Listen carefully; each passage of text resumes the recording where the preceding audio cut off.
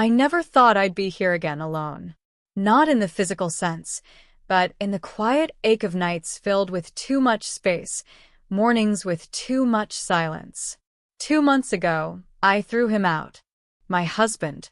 The man I'd shared nearly a decade of my life with, the man I trusted until I didn't. Betrayal has a strange way of hollowing you out. It's not just the lies. It's how they undo every memory stitched together with warmth. He didn't deny it when I confronted him. In fact, the way he looked at me that night, stoic, maybe even relieved, was worse than if he'd screamed.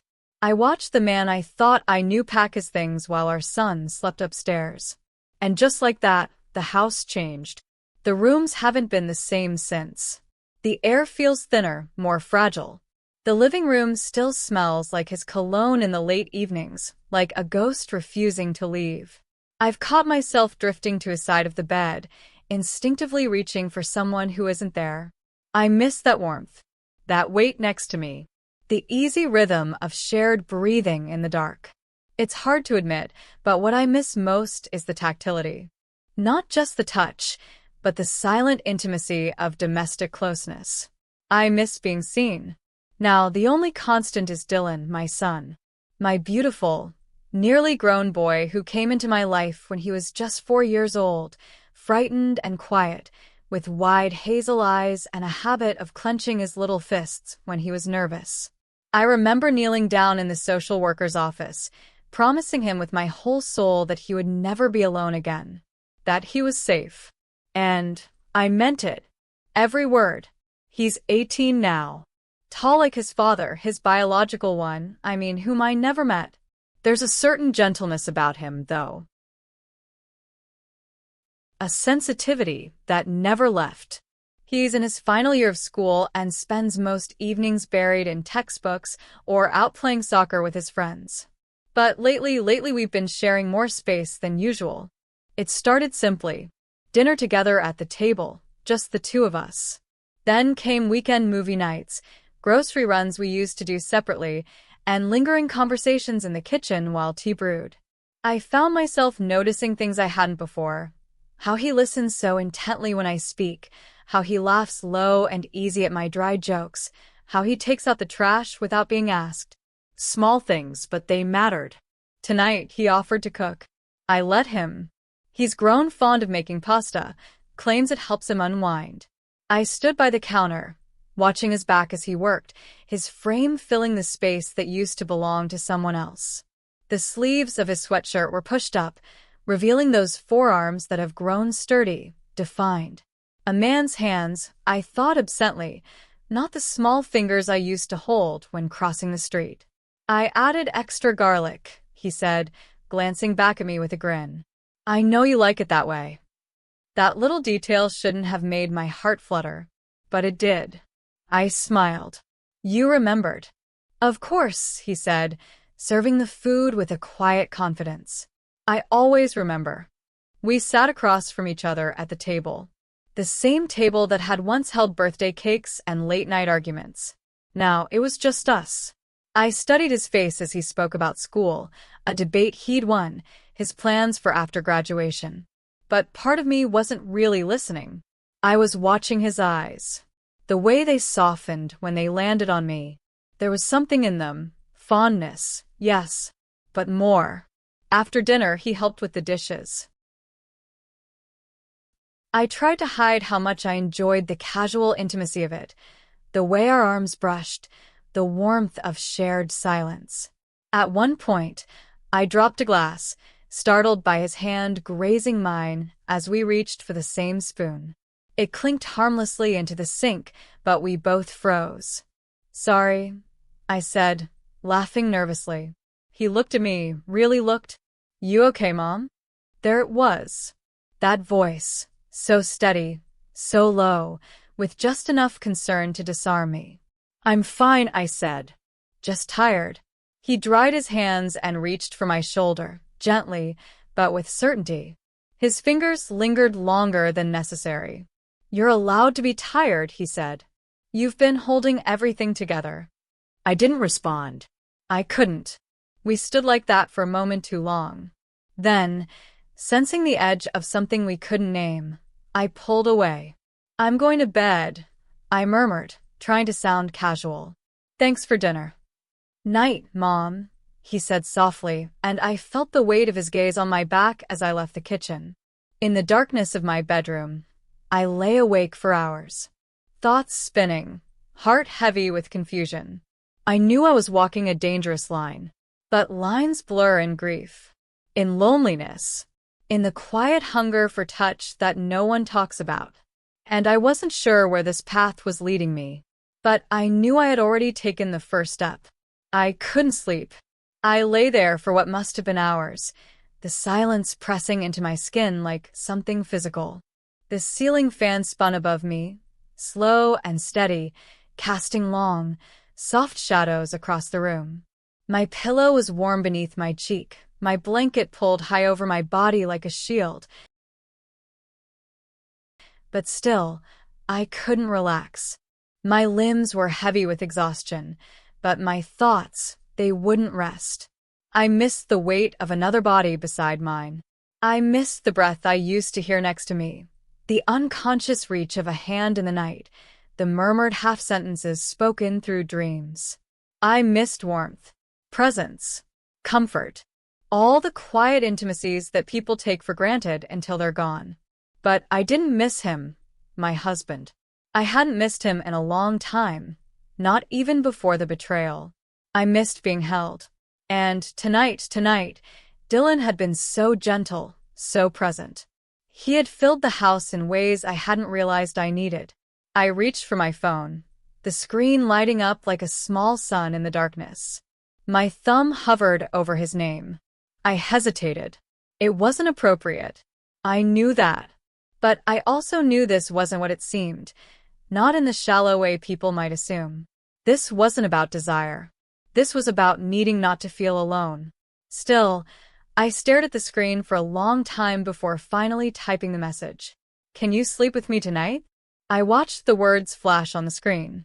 My heart beat louder than I wanted it to. My thumb hovered again. I tapped send before I could second-guess myself. For a moment, everything was still. The message was delivered. Scene. 3 dots blinked into existence. And then nothing. My stomach tightened. What had I done? I closed my eyes and pressed the phone to my chest, silently willing time to reverse. But a soft knock at my door made my breath catch. I opened my eyes slowly, the glow of the phone screen still casting a pale light across the sheets. "Mom," his voice was low, careful. "Come in," I said, barely more than a whisper. The door creaked as it opened, and Dylan stepped inside. His hair was tousled from sleep, and he wore a simple t-shirt and flannel pants. He looked uncertain, standing there in the doorway like he wasn't sure if I really meant what I said. But I did. I swallowed hard. "I don't want to be alone tonight." He nodded, his expression unreadable, then stepped inside and closed the door softly behind him. The room seemed to shrink around us, the air thick with something we both felt but couldn't name. I shifted to one side of the bed, pulling back the covers in silent invitation. He slid in beside me, carefully, respectfully, like he was stepping into a dream he wasn't sure he was allowed to be in. The mattress dipped under his weight. For a long moment, we lay there without touching, separated by the thin divide of uncertainty. But I could feel the warmth of him. It was a steady hum, radiating through the sheets, soothing and overwhelming all at once. "I'm sorry," I said suddenly. "If this feels strange."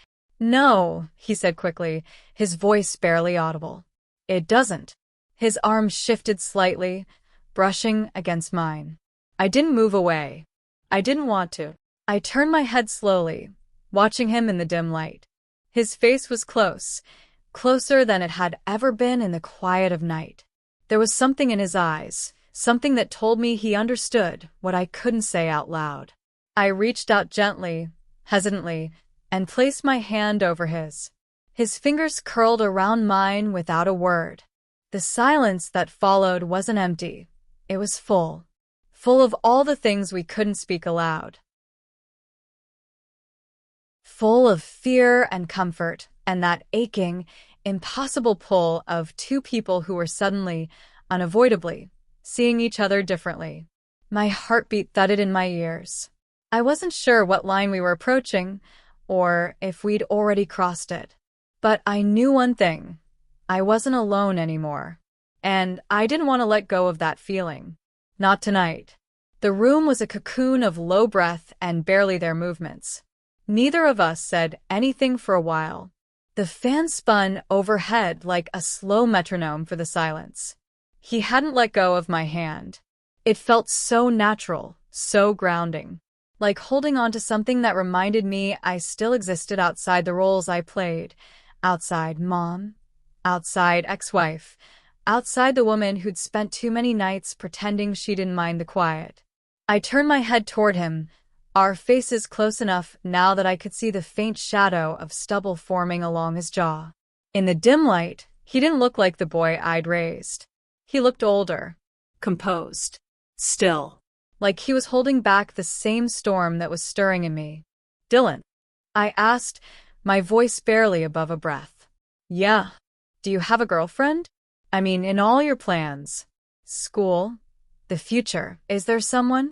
He blinked, surprised by the question, then shook his head slowly. "No," he said. "There isn't anyone." I felt a strange wave of emotion, relief, sadness, something I couldn't name. It made my hand drift, without quite thinking, across the sheets. I placed it gently on his stomach, fingers resting over the fabric of his t-shirt. His breath caught. I could feel the warmth of his skin through the thin cotton, the way his muscles tensed ever so slightly beneath my palm. I didn't move at first, just let my hand stay there, claiming a kind of closeness I hadn't felt in years. Then slowly I began to move. Light, circular strokes. Nothing hurried. Just a quiet motion that filled the space where words had no place. He didn't stop me, and I didn't stop myself. His hand stayed between us, fingers curling in the sheets, but I could feel the tension building in his body, the way his breath slowed, deepened, the way his frame subtly shifted like he wasn't sure if he was allowed to respond. I kept my eyes on the ceiling, pretending this meant nothing, that it was just comfort, just a mother offering solace to her son. But it wasn't. It was the kind of touch born not from instinct, but from absence, from loneliness, from the gravity of needing to feel wanted, even in the smallest, most fragile way. After 2 minutes, I let my hand fall still. Then, without a word, I turned onto my side, presenting my back to him. I did it deliberately. I knew what it would do. There was something about the curve of a back, how it exposes vulnerability, how it invites closeness without asking for it outright. I felt the cool air settle between us like a wall waiting to be crossed. I closed my eyes, but I didn't sleep. I waited, and he didn't move at first. I could sense his stillness, could practically hear his thoughts in the way the mattress held his tension. Then the soft rustle of sheets. He turned too. I felt the warmth of him behind me, tentative at first, not touching, not yet, but near, close enough that I could feel his breath against the back of my neck, the slow, careful rhythm of it. My heart beat so loudly, I was sure he could hear it. And then, barely, his hand rested at the space between my shoulder and elbow. Just a light touch, not possessive, not bold, just there, testing the shape of comfort. I didn't pull away. I didn't want to, because something inside me had already begun to unravel. And he wasn't pulling back either. We stayed like that for a long time, the space between us slowly disappearing, breath by breath. Every inch that brought us closer felt like the longest journey of my life. But I wasn't afraid. Not of him. Not of this. Because in that moment, I wasn't trying to be right. I was trying not to be alone. And neither of us had spoken the truth. But our silence had already said everything. The room was so quiet I could hear every detail, his breath, my breath, the faint creak of the headboard when either of us moved even slightly. But in that stillness, something had changed. We weren't just lying side by side anymore. We were listening, reacting. His hand, still resting on my arm, started to move. Softly at first, just the edge of his fingers tracing the skin of my upper arm, as though he were memorizing its curve. It wasn't possessive. It wasn't even bold, but it was deliberate. I felt his breath against the nape of my neck, warm and careful. Then, quietly, barely a whisper in the dark, he spoke. "Go on," he said. It wasn't a command. It was an invitation. A plea. I didn't say anything. I couldn't. My throat felt too tight, like words would betray me.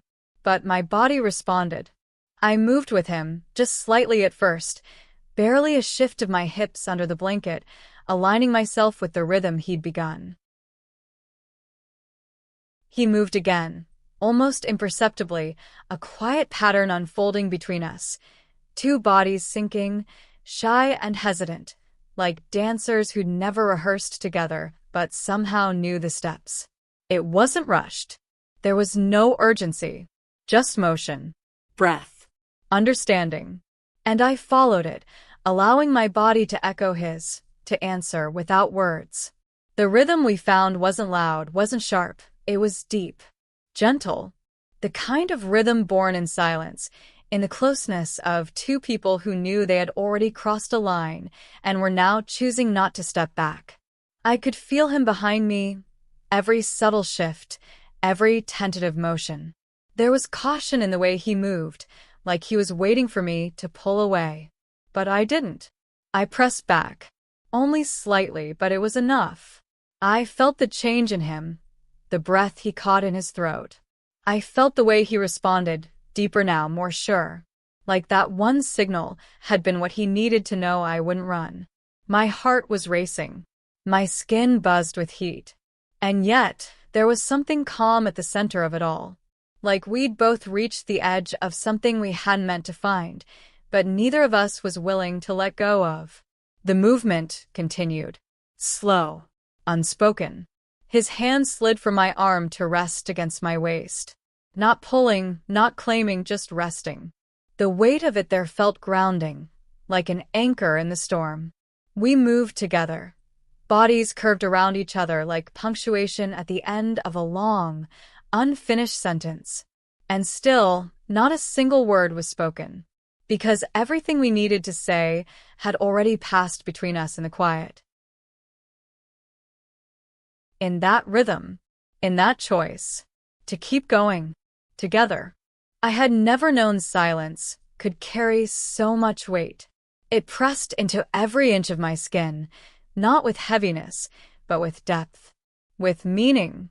Every shift of our bodies, every breath caught between our shared space, spoke louder than words ever could. The rhythm had been slow at first, cautious, exploratory, but something had shifted. He began to move with more certainty, as though the question that lingered between us had been answered. His hand, still on my waist, drew me in closer, his movements no longer hesitant. The pace changed, not rushed, but purposeful, intentional. A steady build that said, "We are no longer afraid." And I wasn't. I let myself lean into it, into him, my back molding against his chest, my breath sinking with his in ragged intervals. It was no longer just about the motion, it was about the message. That in all the mess, in all the confusion, in all the loneliness that had hung over us like a fog, we had found something. Connection. Not the kind we'd ever expected, but the kind we both so desperately needed. His arm tightened around me just slightly, a sound escaping from deep in his chest, one of release, of effort held in too long. It wasn't loud. It wasn't dramatic. But it was real. And I understood. Because I was there too. The pace picked up again, deeper now, as though time itself had narrowed into this one stretch of breathless stillness, where the outside world didn't exist. Just us. Just motion. Just meaning buried inside something wordless. Then it happened. It wasn't sudden, it had been building. A crescendo that wrapped itself around us both. And when it reached us, it didn't erupt. It bloomed. Quietly, like the final note of a song played for no one but ourselves. His arm remained around me, chest rising and falling against my back. I closed my eyes, unsure whether I was more breathless from the moment or from everything it meant. And still, we didn't speak, because the silence had become sacred. And inside it, for the first time in months, maybe years, I felt whole.